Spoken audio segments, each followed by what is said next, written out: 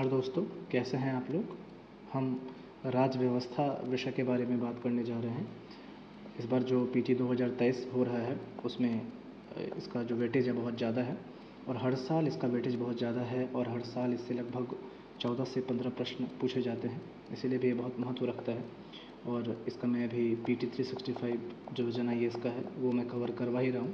साथ साथ कुछ लोग ऐसे हैं जो मैसेज कर रहे थे कि कौन कौन से वैसे इंपॉर्टेंट टॉपिक हैं जो पढ़ लेने चाहिए राज्य व्यवस्था के। तो मैं प्रयास करूंगा कि सारे महत्वपूर्ण टॉपिक को मैं वीडियो बना करके शॉर्ट नोट्स मैंने बना रखे हुए हैं, अपने जो पर्सनल नोट्स है मैं आप लोगों को शेयर कर दूं। लेकिन उसमें मुझे समय की कमी है, तो जब मुझे समय मिलेगा मैं डाल दूँगा। लगभग परीक्षा से पहले मैं सब कुछ डाल दूँगा, उसके लिए आप निश्चिंत रहिए। लेकिन मुझे लगता है कि इस साल के लिए जो पीटी 2023 का एग्ज़ाम होने वाला है प्रीलिम्स का, उसमें जो महत्वपूर्ण टॉपिक्स हैं पॉलिटी को लेकर के वो बेस्ड ऑन करंट अफेयर्स और प्लस जो स्टैटिक है उसके हिसाब से मैं तैयार कर रहा हूँ। और जो भी बाद में इसमें ऐड होता रहेगा उसको मैं जोड़ दूँगा लास्ट टाइम में। तो फिलहाल देख लेते हैं कि कौन कौन से टॉपिक ऐसे हैं राज्य व्यवस्था के पॉलिटी के जो आपको पढ़ लेने चाहिए, जो बहुत महत्वपूर्ण है। और अगर आप इन सारे टॉपिक्स को पढ़ लेते हैं जितना मैंने अभी लिखा है, तो लगभग आप समझ लीजिए कि अगर 15 प्रश्न आ रहे हैं तो 12 से 13 प्रश्न आप आराम से सॉल्व करने के लायक हो जाएंगे। तो चलिए देखते हैं कौन कौन से वो टॉपिक है। पहला आता है फंडामेंटल राइट। फंडामेंटल राइट को एकदम बिल्कुल आप ध्यान में रखिएगा, मूल अधिकार को एकदम बिल्कुल ध्यान में रखना है। क्यों? क्योंकि इससे हर साल 2 से 3 क्वेश्चन आते ही आते हैं। आपको आर्टिकल 12 से ले करके और 35 तक टिप पे होना चाहिए, याद होना ही चाहिए। एकदम आपको ध्यान में रखना है। अनुच्छेद 12 से 35 तक आपको अच्छे से याद होना चाहिए।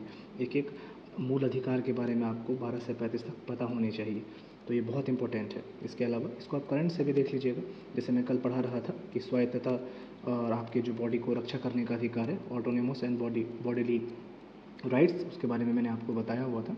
तो वो आर्टिकल 21 के अंदर आता है। तो इस तरह से करंट अफेयर्स में भी बहुत सारी चीज़ें आती हैं जो आर्टिकल 21 के अंदर आ रही हैं। तो वो सब चीज़ आपको देखना है कि कौन कौन सी चीज़ें न्यूज़ में चल रही है जिसको हम आर्टिकल 21 या किसी भी फंडामेंटल राइट से रिलेट कर सकते हैं, संबद्ध कर सकते हैं। तो पहला तो FR हो गया। दूसरा फंडामेंटल ड्यूटीज़, इसको बिल्कुल याद रखना है। लगभग 11 है, याद करने में बहुत आसान रहेगा, ये कोई बहुत मुश्किल चीज़ नहीं है। मैं वैसे सबके शॉर्ट नोट्स बना रखे हैं, मैं आपको शेयर कर दूंगा।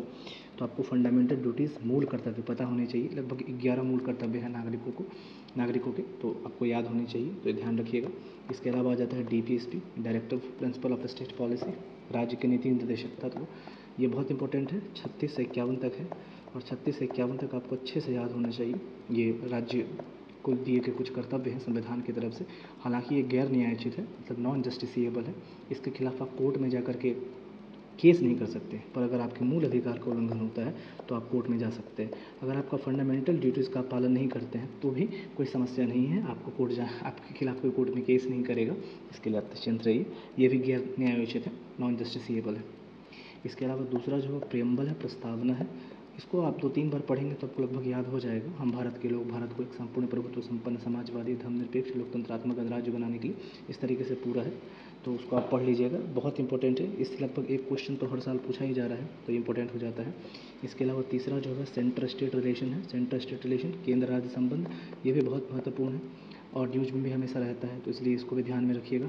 इसके अलावा जो बजट पेश हो रहा है हम लोग का, फरवरी में जैसे बजट पेश हुआ था, तो फरवरी में जो पार्लियामेंट में जो बजट आया है तो उसके बारे में आप देख लीजिएगा कि बजट में क्या क्या की कौन सी बातें हुई है, कौन कौन सी नई नई योजनाएं लागू की गई है, उन सब के बारे में बताया गया है। तो आप एक बार इसको ध्यान से देख लीजिएगा, इससे भी क्वेश्चन हर साल आता ही आता है लगभग।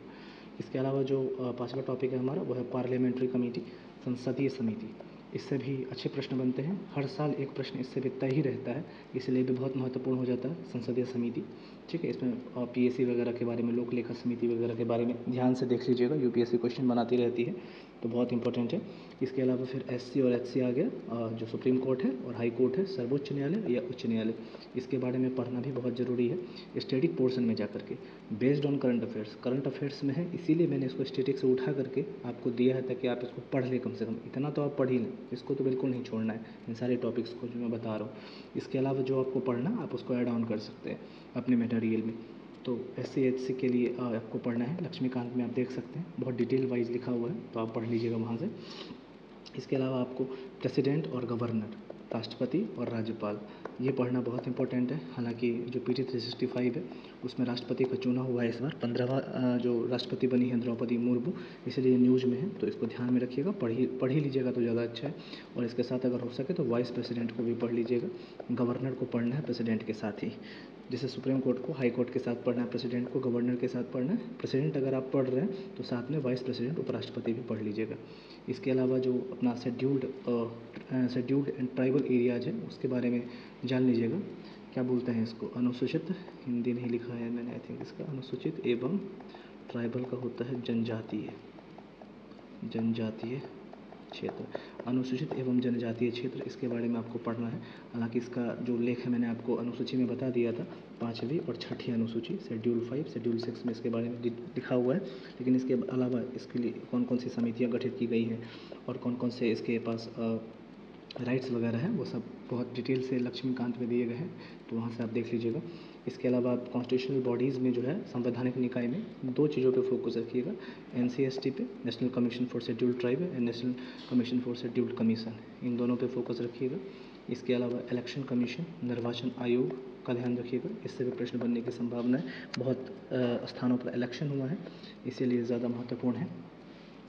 तो NCST, NCSC, इलेक्शन कमीशन, साथ में मैं एक चार्ट दे दूँगा, उस चार्ट में जो है पूरा का पूरा जितना भी कॉन्स्टिट्यूशनल बॉडी है उस सब का जो है बिल्कुल शॉर्ट नोट्स है मेरे पास पड़ा हुआ PDF फॉर्म में, तो मैं आपको डाल दूँगा, तो उसको याद रखने में आसानी होगी। मैं जल्द से जल्द कोशिश करूँगा मैं उसको डाल दूँ यूट्यूब पे, आप चाहे तो उसका स्क्रीनशॉट ले लीजिएगा या PDF फॉर्म में भी आप उसको रख सकते हैं। तो ये हो गया। इसके अलावा आप पार्लियामेंट एंड स्टेट लेजिस्लेचर, संसद और राज्य विधायिका, ये पढ़ना जरूरी है।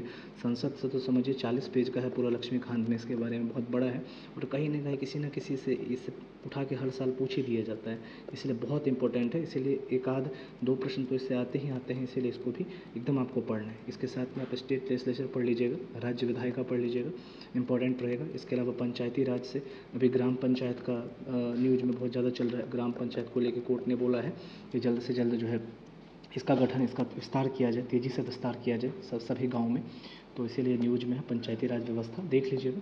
ठीक है, इसका जो जिक्र है अपना शेड्यूल 11 में है, और म्यूनसिपैलिटी है, नगर पालिका, इसके साथ में पढ़ लीजिएगा, इसका जिक्र जो है शेड्यूल 12 में है।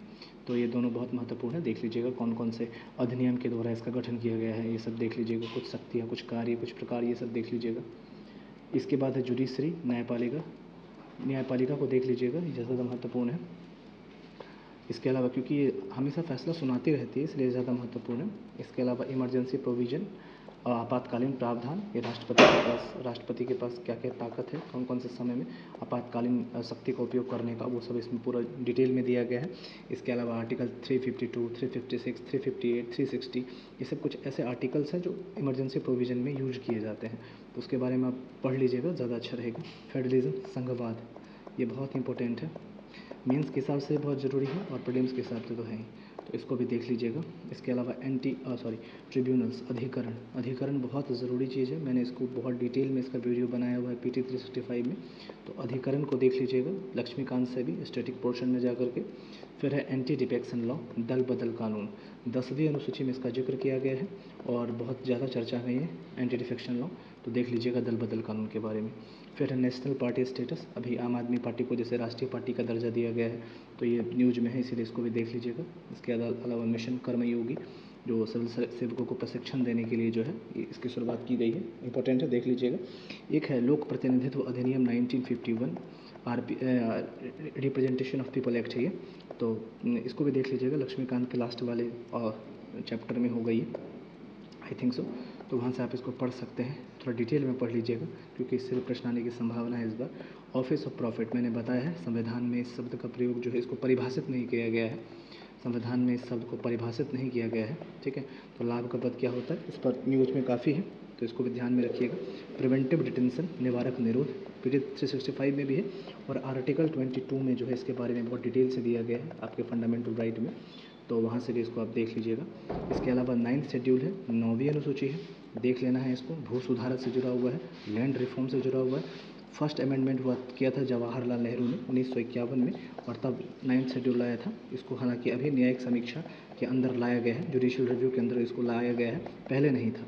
इसलिए हर राजनीतिक दल चाहता था कि कुछ ऐसे कानून हों जिसको 9th शेड्यूल में डलवा दें, लेकिन बाद में सुप्रीम कोर्ट ने फैसला दिया नहीं, न्यायिक समीक्षा के अधीन 9th शेड्यूल भी है, 9वीं अनुसूची भी है। इसके अलावा डिलिमिटेशन कमीशन है, परिसीमन आयोग है, ये भी महत्वपूर्ण है। परिसीमन आयोग बहुत सारे जगह, जैसे असम का अभी फिलहाल असम का भी जो है डिलिमिटेशन हुआ है, तो बहुत ज़्यादा जो न्यूज़ में है, देख लीजिएगा क्यों हुआ है। सिर्फ एक ही स्टेट से इसका डिलिमिटेशन हुआ है। फिर नेशनल कमीशन ऑफ वुमेन, राष्ट्रीय महिला आयोग, ये भी काफ़ी चर्चा में है, तो इसे भी ध्यान में रखिएगा। मिलते हैं अगले लेक्चर में, तब तक के लिए जय।